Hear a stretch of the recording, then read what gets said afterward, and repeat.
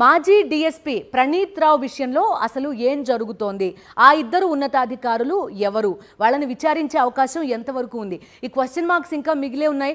పూర్తి డీటెయిల్స్ని మనం సాయి కిరణ్ అడిగి మాట్లాడబోతున్నాం. సాయి కిరణ్, ఏం జరుగుతోంది మాజీ డీఎస్పీ కేసులో?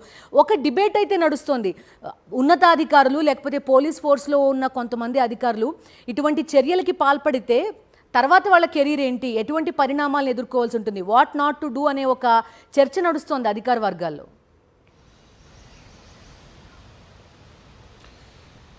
ఖచ్చితంగా బిందు, గత ప్రభుత్వంలో జరిగినటువంటి ఫోన్ ట్యాపింగ్ వ్యవహారం ఇప్పుడు సంచలనం కలిగిస్తుంది. అయితే మాజీ డీఎస్పీ ప్రణీత్ రావును నిన్న పోలీసులు అరెస్ట్ చేసిన తర్వాత జడ్జి ముందు హాజరుపరచగా కూడా అతనికి 14 రోజుల జ్యుడిషియల్ రిమాండ్ విధించడంతో ఆ చెంచల్ కూడా జైలుకు తరలించారు. అయితే ఇక్కడ కీలకంగా అతన్ని విచారించినటువంటి సమయంలో అతను ఏదైతే ఫోన్ ట్యాపింగ్ చేసినట్టు, అలాగే మొత్తం ఎస్ఐబిలో ఉన్నటువంటి డేటాను ధ్వంసం చేసినట్టు ఒప్పుకున్నాడనేటువంటిది పోలీసుల నుంచి వస్తున్నటువంటి సమాచారం. ఆ తర్వాత ఇందులో కీలకంగా ఒక ఇద్దరు ఉన్నతాధికారుల ఆదేశాలతోటి అతను ఇదంతా చేశాడనేటువంటి ఇన్ఫర్మేషన్ తీసుకున్నారా?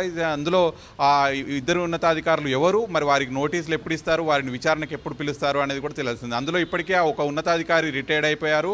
అప్పటికే రిటైర్డ్ అయినప్పటికీ కూడా ఓఎస్డీగా దానికి ఆ విభాగానికి చీఫ్గా కూడా గత ప్రభుత్వం ఏర్పాటు చేసిందని చెప్తున్నారు. సో మరి ఆయనకు కావచ్చు, అలాగే ఇప్పటికీ ఐపీఎస్గా పనిచేస్తున్నటువంటి అతనికి కూడా నోటీసులు ఇచ్చి విచారిస్తారనేటువంటి సమాచారం అయితే వస్తుంది. అలాగే ఆ ఇద్దరే కాకుండా ప్రభుత్వంలో ఎవరు ఇతనికి కీలకంగా మంత్రులు కావచ్చు, గతంలో మరి ఎవరు ఆయనను డీల్ చేశారు అనేది కూడా తేలాల్సి ఉన్నటువంటి పరిస్థితి ఉంది. అలాగే ఈయన మాజీ డీఎస్పీ ప్రణీత్ రావు ఈ పోలీసులకు సంబంధించినటువంటి వివరాలు, అంటే ఏదైతే మాజీ ఎమ్మెల్యేలు కావచ్చు, అంటే అప్పుడు ప్రతిపక్ష నేతల ఎమ్మెల్యేల ఫోన్ ట్యాపింగ్ ఇవే కాకుండా స్వామికార్యంతో పాటు స్వకార్యం అన్నట్లుగా కూడా పోలీస్ శాఖకు సంబంధించిన పనే కాకుండా ఆయన సొంత పని కూడా అందులో చేసి ఒక వజ్రాల వ్యాపారి ఒక ఫోన్ ట్యాపింగ్ చేయాలని తనకు ఆఫర్ ఇచ్చాడు. అంటే ఆయన ప్రత్యర్థి వ్యాపారులు ఎవరైతే ఉంటారో వారు ఎలా బిజినెస్ చేస్తున్నారనేటువంటి చెప్తే తనకు వజ్రాలకు సంబంధించినటువంటి వ్యాపారంలో పెద్ద ఎత్తున షేర్ ఇస్తానని చెప్పడంతో అక్కడ కూడా పెద్ద ఎత్తున డబ్బులు వచ్చాయనేటువంటి ఆరోపణలు కూడా వస్తున్నాయి. సో ఇట్లా చాలా డబ్బు సంపాదించాడు, వార్ రూమ్లు ఏర్పాటు చేశాడు, జిల్లాలలో వార్ రూమ్లు ఏర్పాటు చేసి